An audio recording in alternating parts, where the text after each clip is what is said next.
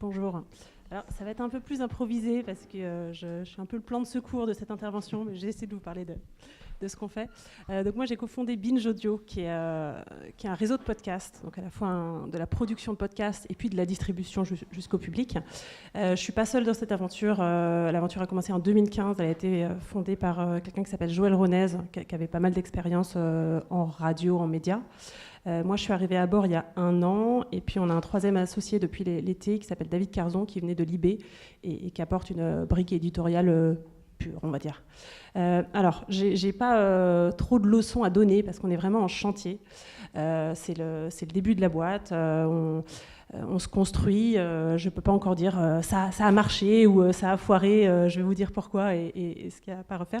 Je vais essayer de vous dire quelle démarche on poursuit et comment on a tâché ces derniers mois de tester des hypothèses qu'on avait et puis de les confirmer pour construire le modèle.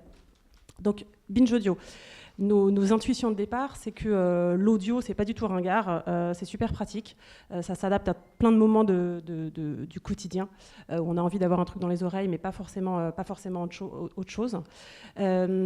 Et puis le deuxième constat, c'est qu'une fois qu'on a dit ça, en fait, il y a un manque de contenu et il y a moyen de faire des choses différentes de ce que fait la radio broadcast, dont les audiences sont assez vieillissantes, et de proposer des contenus plus adaptés à ce que veulent les jeunes adultes et plus en prise avec le monde d'aujourd'hui. C'est un peu grossier comme ça, mais à partir de là, comment on a fait ? Joël Ronez a commencé par tester quelques programmes pilotes, on va dire, un sur le cinéma, un sur le rap, pour voir si ça prenait, s'il y avait quelque chose qui prenait dans l'audience, et puis voir aussi ce que ça supposait en structure de coût, parce que entre ce qu'on imagine de combien va coûter la production d'une information et d'un contenu et la réalité, il y a de quoi affiner. On se rend compte qu'on a sous-estimé certaines parties, d'autres au contraire seraient plus simples que prévu.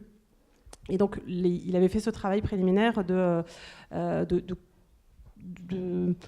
construction d'une offre éditoriale un peu nouvelle, et puis de test des modes de distribution et des modes de coût.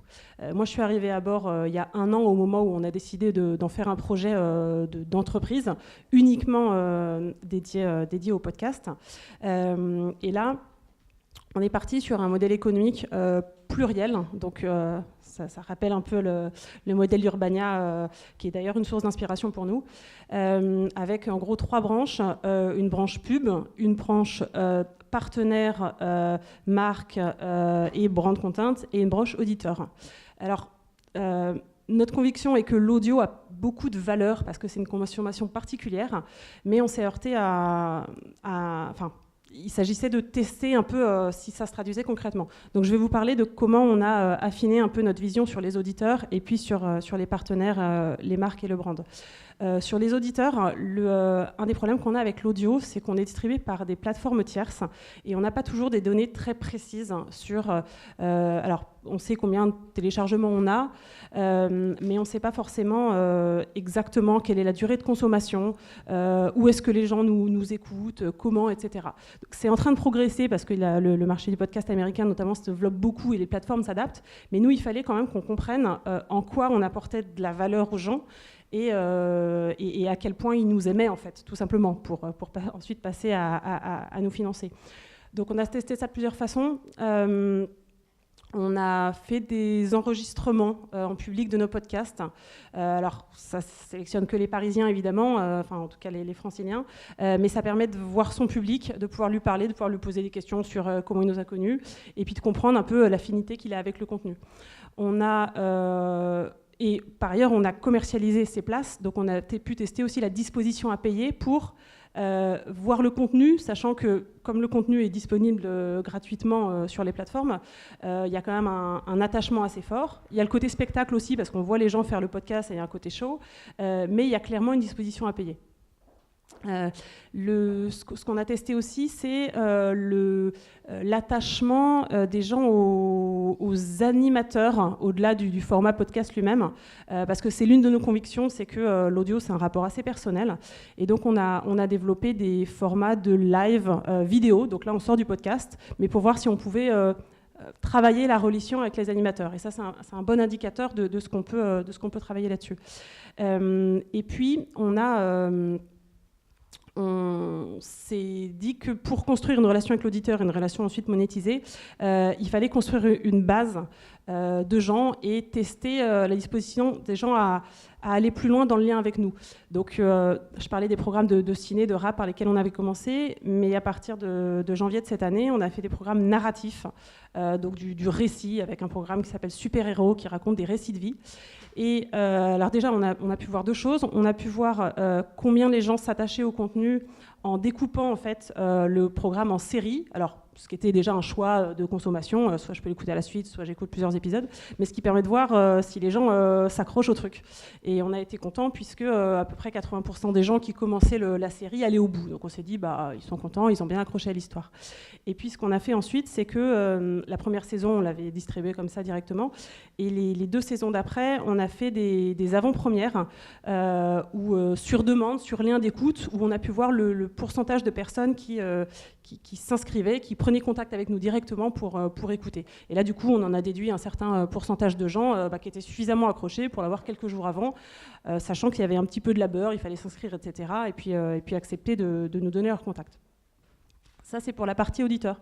Ce que je voulais vous dire, c'est comment on a essayé d'affiner en observant et en essayant de chiffrer la part des gens qui tenaient vraiment à nous et qui nous accordaient de la valeur.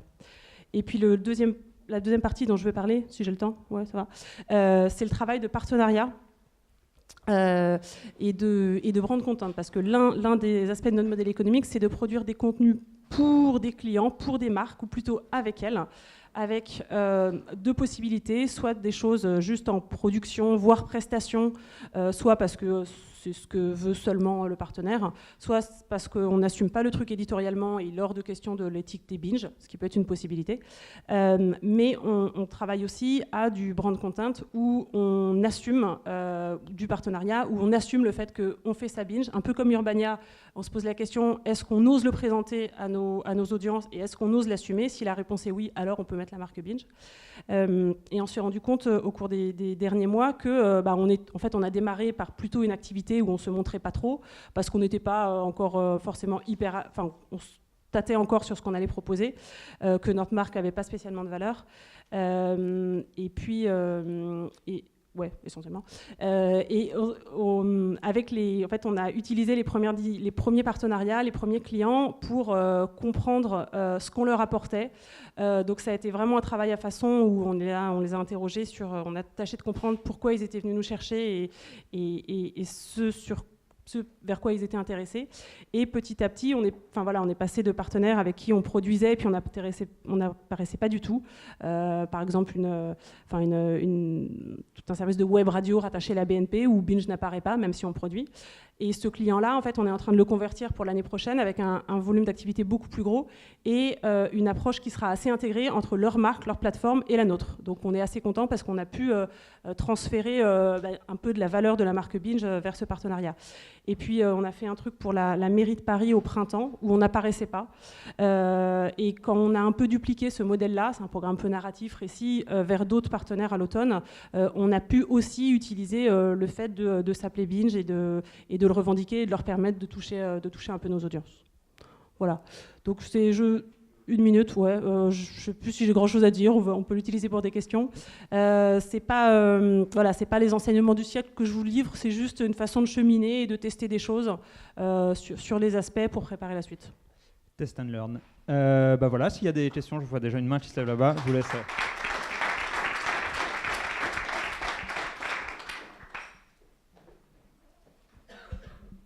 Oui, Gabriel, en fait, je voulais savoir comment est-ce que vous avez réussi à trouver des clients en brand content sans avoir vous-même de marque? Au tout début? Oui. C'est Joël qui a tout fait ou au tout début, je te cache pas, le premier truc, c'est un peu un coup de peau, avec du réseau, disons que notre originalité, c'est d'être sur l'audio, il n'y a pas encore 1 milliard de personnes, et d'avoir une approche qui soit à la fois compatible, d'oser dire on va faire des trucs pour le client, l'assumer, et en même temps d'être assez éditoriaux et de ne pas être une agence où il y a des boîtes qui font de la radio d'entreprise ou des radios de magasins, des trucs comme ça. En fait, notre premier client, c'est une agence comme ça à qui il manquait la brique éditoriale, qui ne pouvait pas embaucher... En gros, ils n'avaient pas la stature de média ou de crédibilité qui faisait qu'ils pouvaient attirer des talents très sexy éditorialement. Là où nous, on avait déjà, puisqu'on avait déjà des productions où vous pouvez mettre des bons animateurs, des bons réals, etc. Ensuite, oui, non, mais les premiers c'est des contacts, hein, je te le cache pas. Mais ce qui est intéressant, c'est qu'à partir de ce premier client, on a pu affiner aussi notre côté mutuel enrichissement entre ce qu'on produit pour nous et ce qu'on produit pour des partenaires. Par exemple, donc le portail dont je parlais, la séance radio, on est en train de consolider ce qu'on fait avec eux. Nous, on a une émission sur le cinéma propre à nous qui s'appelle Nos Ciné, et on produit pour eux des contenus. Et ce qu'on est en train de se rendre compte, c'est qu'on a, en fait, se dessine un peu chez nous un pôle cinéma qui du coup va trouver aussi son équilibre économique en soi, alors qu'au début, moi j'avais une vision vachement globale de l'entreprise. Et en fait, ce pôle-là se retrouve s'enrichir mutuellement du côté brand, partenaire, et du côté propre. Parce qu'on n'aurait jamais eu ce client si on n'avait pas montré qu'on savait faire un truc cinéma sympa. Et dans le sens inverse, eux maintenant sont aussi annonceurs sur nos programmes. Enfin voilà, à un moment, il y a un cercle qui s'instaure. S'il y a d'autres questions pour Gabriel sur le projet Binge? Il y en a là, en fait. Oui, c'est cette question brand et grand public. Comment est-ce que les auditeurs, enfin les amateurs de Binge prennent la production par les mêmes journalistes de sujets pour les marques? Alors, est-ce que vous avez eu des réactions? Parce que par exemple, sur le cinéma, si moi j'écoute un podcast sur le cinéma et qu'en fait c'est la même équipe qui va faire pour un film et que c'est Gaumont qui est aussi annonceur, c'est vrai que à titre perso, je serais assez réticent. Mais c'est moi. Et peut-être d'autres gens, c'est complètement différent. Ouais. Déjà, on ne va pas faire des choses avec n'importe qui. Par exemple, quand je parle là, du portail Séance Radio, c'est financé par la BNP qui globalement associe son image au cinéma, mais ce n'est pas un studio en particulier. On ne ferait pas des trucs avec... à un moment, on avait été contacté par des distributeurs et on aurait pu faire des choses en brand assez facilement, mais il y avait un vrai problème de légitimité à faire bosser une équipe dont la valeur ajoutée est critique sur des trucs sur commande. Donc là, on va dire qu'on a un partenaire assez facile où on n'est pas lié. Ensuite, quand on fait des choses pour la mairie de Paris ou par exemple pour une université, on l'affiche clairement. De toute façon, la mairie de Paris, c'était distribué par la mairie de Paris. Là, on a fait vraiment un partenariat avec une université. On l'affiche clairement. On est très transparent vis-à-vis du public. Là, c'est un programme de récit narratif. Les gens l'écoutent parce qu'ils vont être embarqués dans des propos un peu... des histoires chouettes. On va leur raconter des histoires. C'est surtout ça là, qu'on propose aux gens. On leur demande d'accepter. On leur dit dès le début avec qui c'est fait. Et s'ils cliquent dessus, c'est qu'ils l'acceptent, on va dire. Donc on n'a pas là-dessus, à ce stade, on n'a vraiment pas de mauvais retours. On a plutôt de l'intérêt. Après, on n'a pas fait des trucs avec Monsanto, et je ne pense pas qu'on le fera. Merci. Une dernière question? Non. Eh ben, on va remercier Gabrielle, qui était notre dernière intervenante de la journée.